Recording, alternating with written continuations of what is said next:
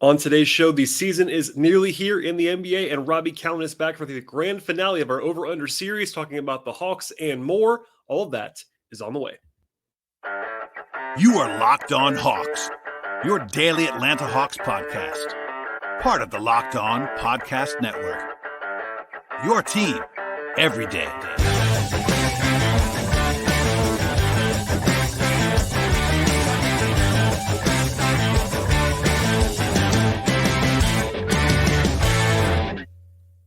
Hello, friends. Welcome to episode 1572 of the Locked On Hawks podcast. I am your host, Brad Rowland, coming to you on a Sunday evening into Monday. And today's show is brought to you by Gametime. Download the Gametime app, create an account, use promo code LOCKEDON for $20 off your first purchase with Gametime.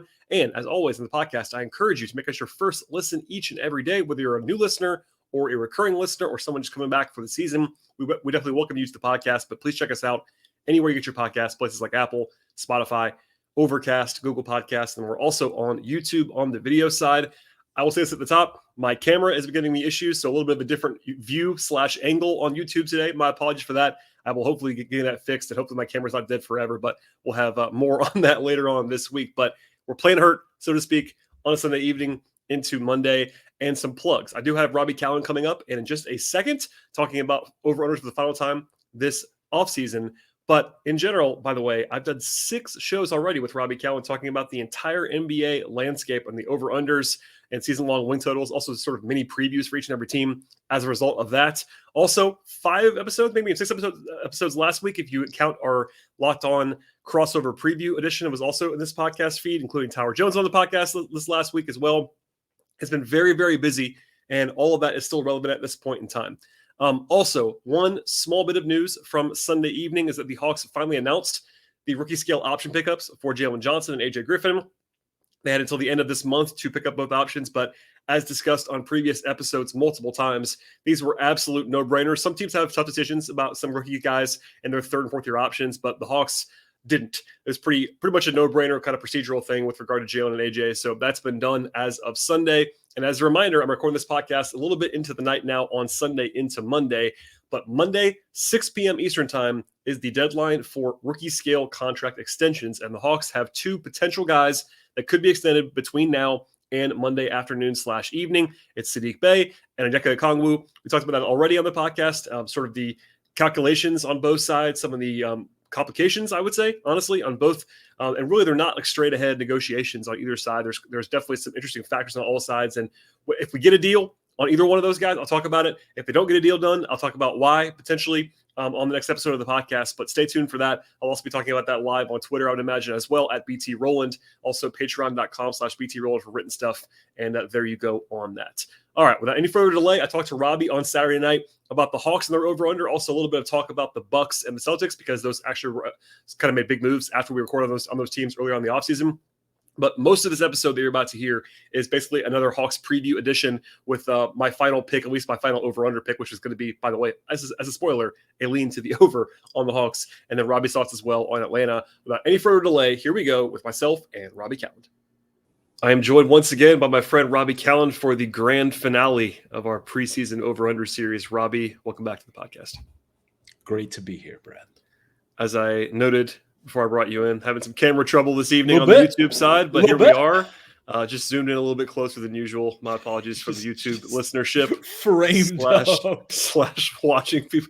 Anyway, we're off to a strong start on this podcast. So, if people have been listening to us all summer long, we've done every division, but we intentionally left the Hawks off the Southeast.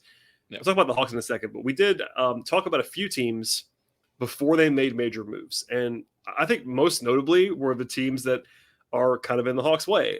Milwaukee and, of course, Boston. And Milwaukee went and got Dame. Boston went and got Drew. And I wonder, how that changes things in your mind. And I promise there'll be Hawks talk coming, but I'm looking at FanDuel right now, actually, and they're both kind of in the same range. Boston went up a little bit. It's 54.5 now at FanDuel for Boston. Milwaukee's in the 53.5 range, even despite the recent turmoil with Hawks legend Terry Stoss leaving the bench. Yeah. But what do you make of the move? I mean, obviously everybody kind of likes the moves in a general sense, but what do you make of impact for this season and also regular season wise? Because that's always an interesting topic. Yeah, regular season is going to be interesting, especially in Milwaukee, because I think that seems to be where there's kind of this consensus that it's going to take a little bit for them to kind of hit their full stride in a different way. Like Boston's adding a guy in Drew Holiday who he's really good at just kind of fitting in and doing what's going to help you and kind of amplifying the guys around him. Whereas you're trying to figure out, if you're Giannis and Dame, you're trying to figure out how to play together in a way that like they already see how it can benefit them. But it's going to take a while to build the trust necessary because neither of them's ever played with a player who can do what the other can. So, like, for Dame to trust, like, if they keep trapping me, I just keep making the right pass to Giannis and he's going to do the right things. Like, there were times in Portland where when Dame would get doubled over and over, and eventually he would get kind of frustrated by teammates maybe not doing the right thing. And he's just going to go try to make a play himself. That's not what he needs to do now in Milwaukee. Same thing with Giannis. If they're building that wall, he needs to be looking for, how do I get it back outside? He needs to be looking for, how do I get it back out as quickly as possible to reset, to take advantage of the defense collapsing. I now have maybe the best distant, like long distance shooter, deep spacer in the league in Damian Lillard, beyond, I guess, Steph. And so it's one of those things where it's like, it's going to take a while to build that trust and to get that old mentality that both of them have had, having to carry teams in a way that they won't now. And I'm interested to see how long it takes for them on that side of things. Like, yeah, and it's going to be a little bit. And so from a regular season perspective, I think there's going to be a lot of tinkering. I think there's going to be a lot of kind of playing with lineups around them, how you stagger them. A lot of things that Adrian Griffin's going to have to kind of mess with. And it was one of the reasons that we talked about initially. We liked the under in Milwaukee, is just generally I thought Adrian Griffin was going to try new stuff, because part of why they brought him in there was we need to be able to do different things come playoff time. Well, now you have Damian Lillard that's definitely going to be trying new stuff. And so I still think under is probably where I would lean on the 54.5, where it is at a couple places, 53.5. You know, I think I would still lean under for the Bucks, because they're going to be a terror to play in the playoffs, but depth is an issue. They are thinner than they were. Mm-hmm. And that's a regular season concern. The thing with both of these teams is they're both very top heavy, but the point I've made a couple times is if your only goal is to win a championship, like, who cares? Because when do you ever win without your top guys? What's the last team that won a championship without their top three guys healthy? It's been a long time. Yeah, it doesn't really have. I mean, even Golden State came kind of close as their entire team fell apart in the finals. But yeah, no, you're right. I mean, especially if you can win without your fourth guy or fifth guy or whatever. But yeah, but your top three, you can't. At least top two. There's no way you're not going to win without those guys. Like, let's just say not even Jokic. Let's just say Murray goes down. They don't win the championship last year. I mean, like, they ran through the league. Like, yeah, right. And they ran through the league. And we've seen what happens there. So for me, you know, I hear all the depth things, and that's certainly maybe a regular season concern. Like, maybe they're not absolute locks for top two seeds. But if you're talking about who are the teams that you don't want to see in a playoff round, like, they are the clear top two. And of course it's health pending, but it's health pending for everybody else. If Darius Garland's not healthy, Cleveland's not going anywhere. You know, if Trae Young's not healthy, the Hawks aren't going anywhere. That is definitely true. It does not matter how much depth you build. And it was the thing that Denver did last year. Denver they had 8 guys they played in the playoffs. That was it. And really, it was kind of like 7.5. Yeah. It was really like, who do we play? Do we play Jeff Green more? Or are we playing Christian Brown more? And so I think teams have kind of recognized, like, you don't need to be 10 deep. Like the Clippers. Like, for years we talk about, oh my God, the Clippers are so deep. But it doesn't matter if they don't have Kawhi and Paul George. Like, sure, they can maybe make the play-in playoffs. But, like, you can't win without your top guys. And so the complaint that or I don't know if it's complaint, but the concern I see from most people, I think, is a little overblown, because it's the concern for every team. If you're not healthy, it doesn't matter. Yeah. Again, like, it's two different discussions, because it was telling to me that both Milwaukee and Boston had their title odds go up. after their big moves, but their over-unders didn't change, or they even, it was, and that's a good indicator. Like, it's a different discussion. Regular season versus playoffs is just a different topic, and win total is regular season based, but both teams do have depth questions in the regular season. Like, especially, I think it's on Milwaukee's side. Not that Giannis is old, but Giannis usually doesn't play 75 games. Like, he might sit a little bit. Dame's going to probably sit a little bit. Boston's got some injury-prone players, like Porzingis probably not going to play 75 games if I had to guess. Horford's old. Like, their front court's just old and questionable. But, so like I lean under both of them, honestly. Which is I'm sure. I should say I'm sure. I think that it's likely that one of those teams probably gets over. But if you maybe bet both of them, I'd bet the under on both and just hope to split or get both necessarily. Boston is the team I'm more scared of because I think their ceiling for the regular season's a little bit higher just because they can be a terror that wins. And they have the same infrastructure. I mean, with all the Joe Mazzulla jokes aside, it's the same infrastructure that they had a year ago. Pretty young stars like that play a lot in Brown and Tatum. And like, I think their depth is a little bit better than Milwaukee's. Like, Peyton Pritchard can play. Peyton Pritchard is fine. And they're deeper guys. Like, they have guys who like people don't. Well, they have about, a top like, 6. Like, agreed. But even regular season wise, like they have like O'Shea Brissett, who's like a fine like 9th guy. Like, you know what I mean? Like, he's not good, and when Luke it matters, Cornett he won't play. Eat some minutes in the regular season. Like, but I like their Cornett, double. Yeah, I like Boston's. I like Boston's like 7 to 11 better, which is in the regular season. I do think matters a little bit. Anyway, we want to at least throw it out there. Also, we kind of joked about this, but Portland's just still an under, right? At 28.5 or wherever they are right now after all that stuff that happened. Yeah, dude. We talked about on that show about like they didn't have an over under. It was like, okay, whenever they post one, it's going to be an under. And I will say, Portland did add like a little bit better present day talent than I thought they were going to. But it's also just at center. Like, they got Ayton and Robert Williams, and they can't play together. I don't think. Maybe they'll try to play. They're going to try, and I'm going to be fascinated. They're going to be kind of funny to watch sometimes, like or even just like fun to watch at times. Like, they've got some like funny and fun at different times. I want to see Robert Williams and DeAndre and try to play together. I don't think it works real well. Would be something to see. Why not? Like, who cares? I generally agree. Today's show is brought to you by Gametime. You should never have to worry about anything when you're buying tickets to a big event, and with Gametime, you really never have to worry. In fact, Gametime has last minute deals and tickets for football or basketball or baseball or concerts, comedy, theater, and much more. It's incredibly easy to navigate to find and buy the best tickets that you're looking for in any event in your area. They also have zone deals. You can pick the section, and Gametime will actually pick the tickets for you for an average savings of 18%. And at Gametime, you can also see the view for all the seats in the venue that you're looking for. That helps you to know exactly what to expect when you arrive at that venue. They have all-in pricing, so you know your total up front without any of the hidden fees that some other places might have. And you have peace of mind as well with Gametime, and that means the Gametime guarantee, which means you always get the best price possible. If you find tickets in the same section, in the same row for less somewhere else, you'll be credited 110% of the difference with Gametime. Take all the guesswork out of buying tickets by using Gametime. Download the app right now, create an account, use promo code LOCKEDONNBA for $20 off your first purchase. Terms apply. Again, create an account with Gametime, redeem the promo code LOCKEDONNBA for $20 off. Download the Gametime app today. Last minute tickets, lowest price, guaranteed. All right, Robbie, it's Hawks time. Now, obviously, this is a Hawks podcast. We don't have to do a comprehensive Hawks preview because I do that every day on the show. But we've not discussed the over-under.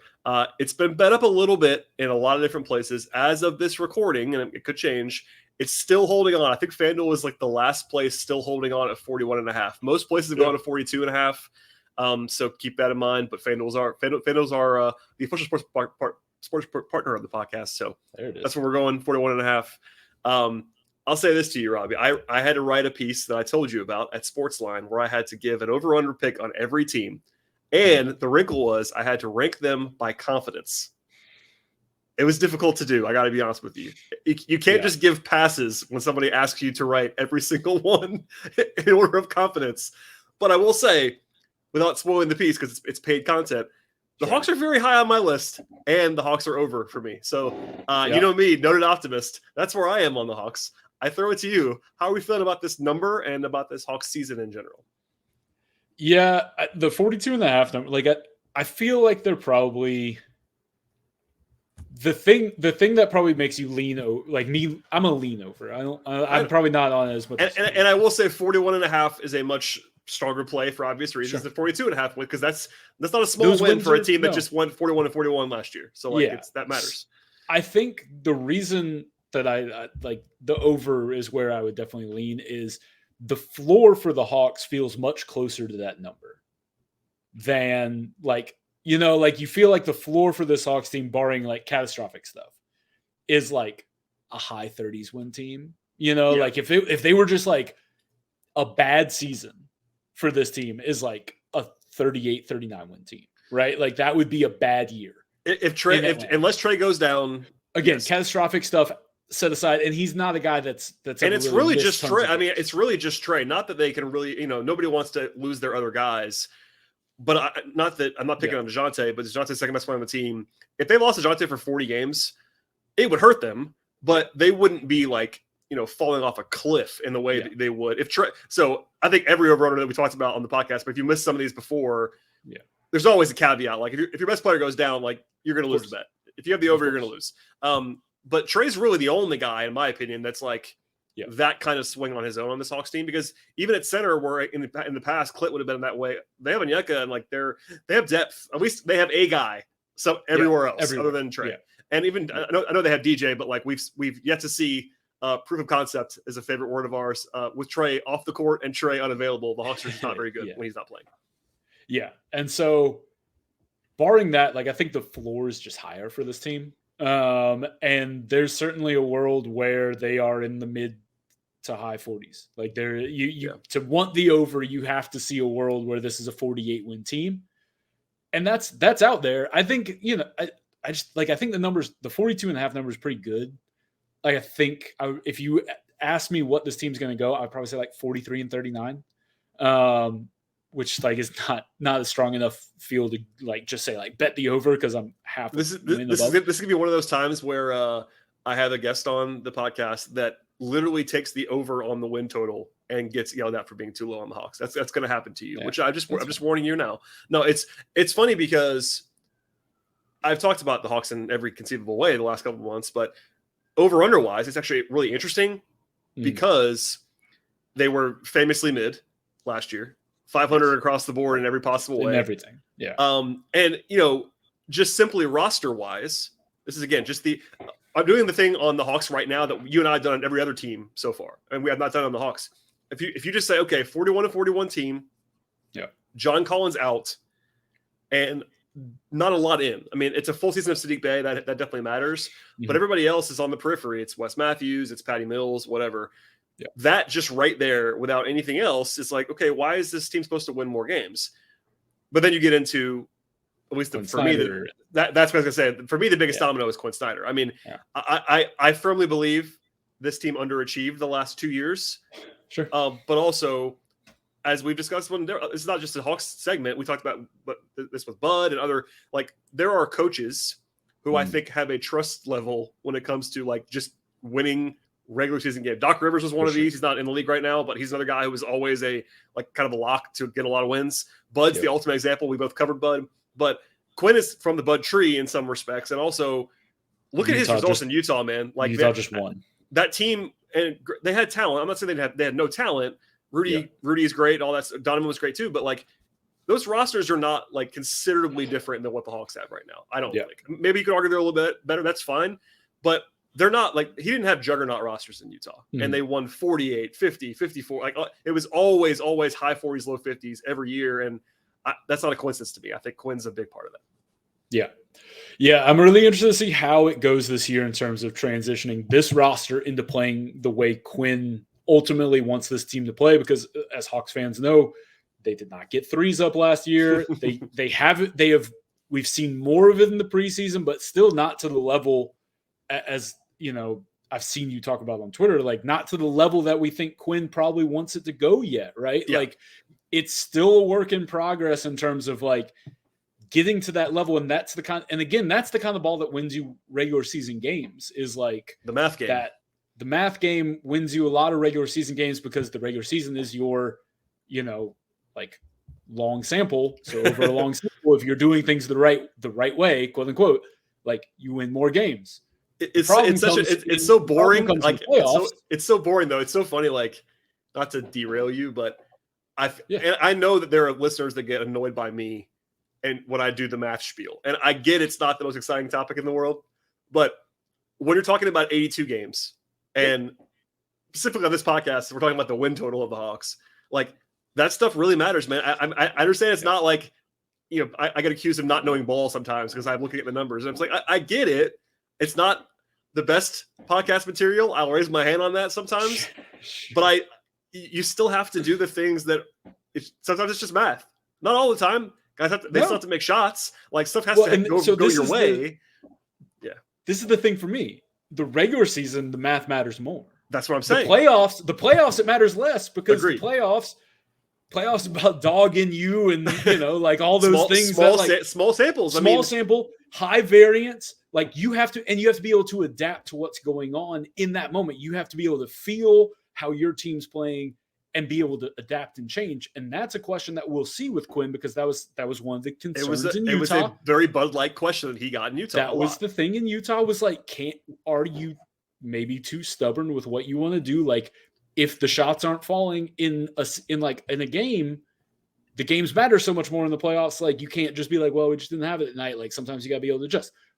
We'll see if we can do that come playoff time. We'll see if that adapts. But in the regular season, it's a good thing. And they've got guys who can, I think they have some guys who can execute it.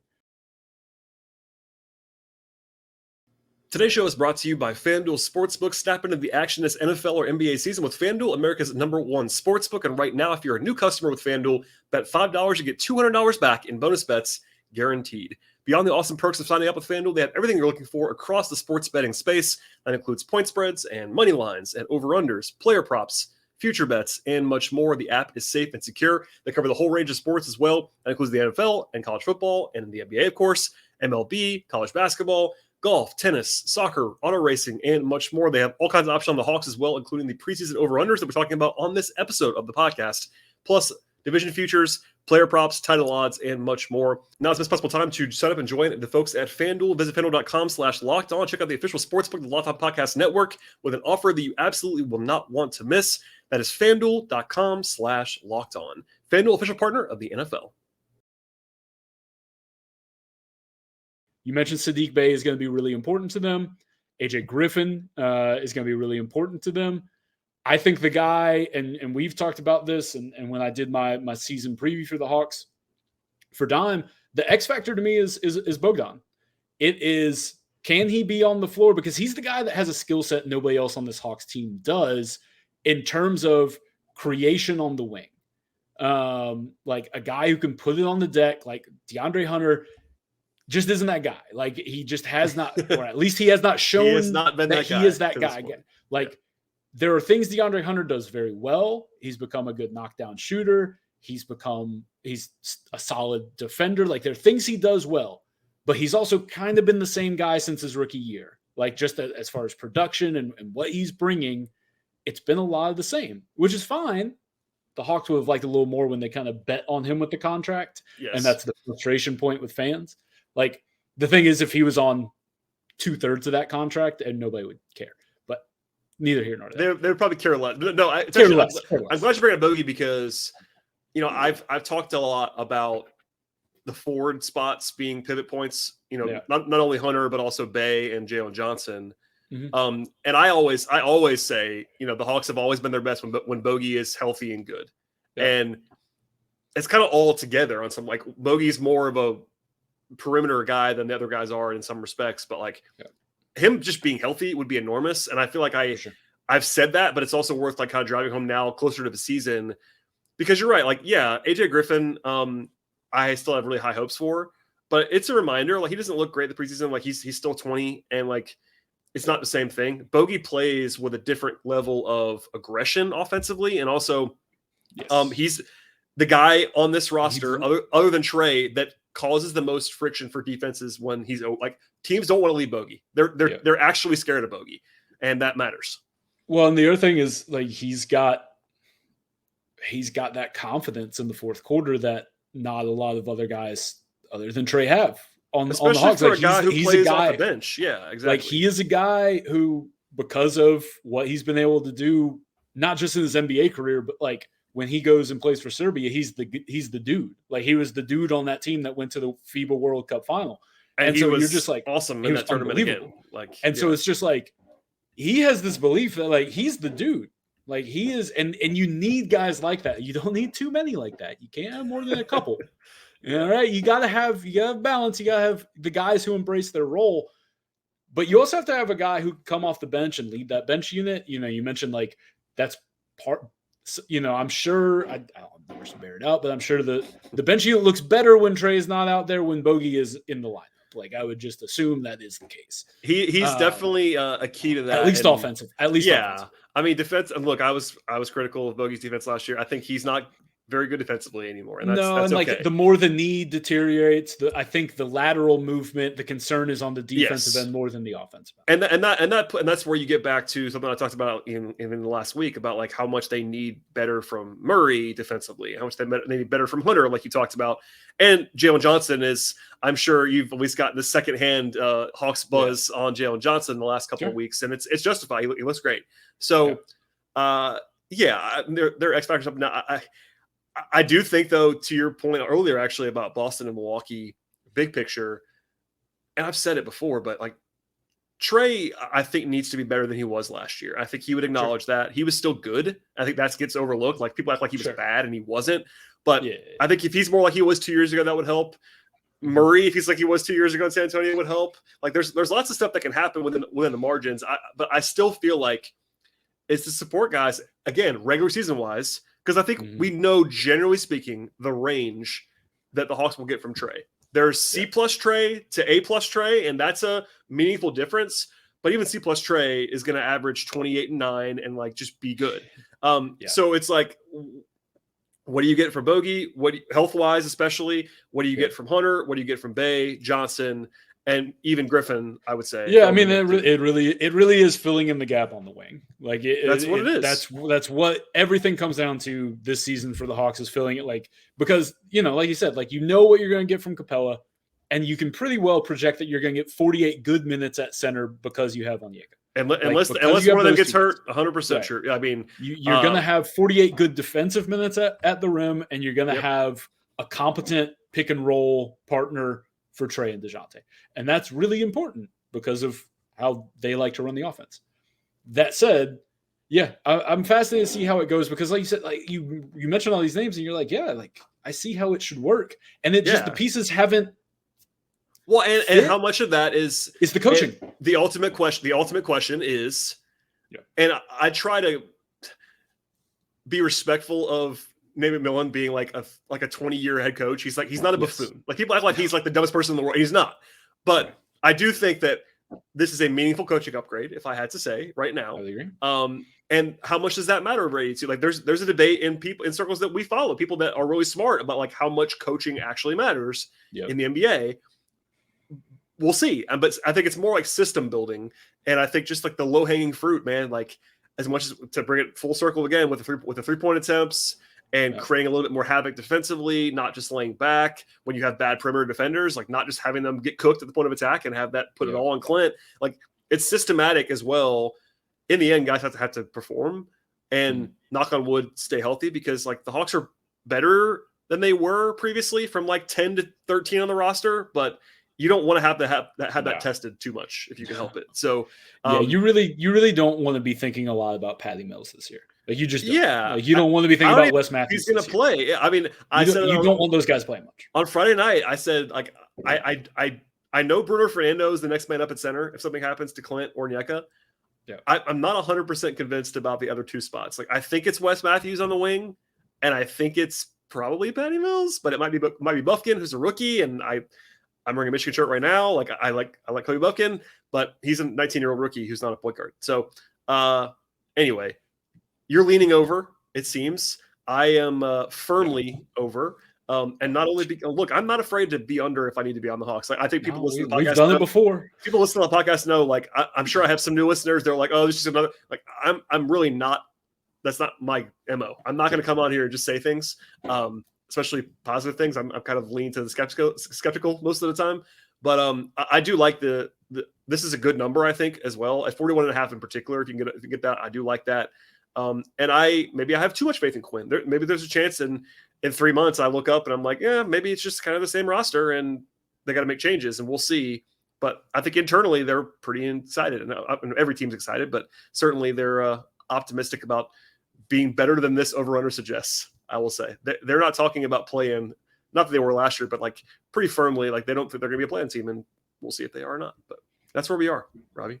Thank you for your time. 100%. All of this time that you've given me over the course of weeks. Anything to plug on the way out? We normally record. We're, by the way, just behind the curtain. It's Saturday night. We're recording this podcast on a Saturday night. I don't know what's going on in the world, but it'll be up later on this weekend. Anything to plug, Robbie? I know podcast would have already come and gone this week, but there's more to come and things to plug and do. Week 9 will be here before we know. It's always going. By the way, the NBA season begins on Tuesday. We should always say that out loud. Tuesday, not for the Hawks, but for everybody. Tuesday? 4 teams play on Tuesday. No, Tuesday doubleheader, and then the rest of the league, I believe, if not the whole league, most of the league, the Hawks open Wednesday in Charlotte. I will be there. Yeah, Wednesday and Thursday. I will be in the building on Wednesday at the Spectrum Center in Charlotte, making the drive. Sheesh. So, it's coming. We'll be covering it. There it is. So dime on UPROXX. We'll be doing all that. We got some last of our preview stuff. I guess I should probably finish all the preview stuff before Tuesday. You got till Tuesday. We got a couple days. So run through all that and then getting ready for another lovely year of NBA content. It's all coming. I gotta get working on preseason power rankings. I'm taking those over. That is an offline conversation. All right, folks. Thank you for being here. As always, Robbie, sincere thanks. I mean that, for doing all of these podcasts with me. Please subscribe to the podcast. I will have at least one more, if not two, but at least one more show between now and the opener on Wednesday. So stay tuned for that. Subscribe to the podcast. We'll see you all next time.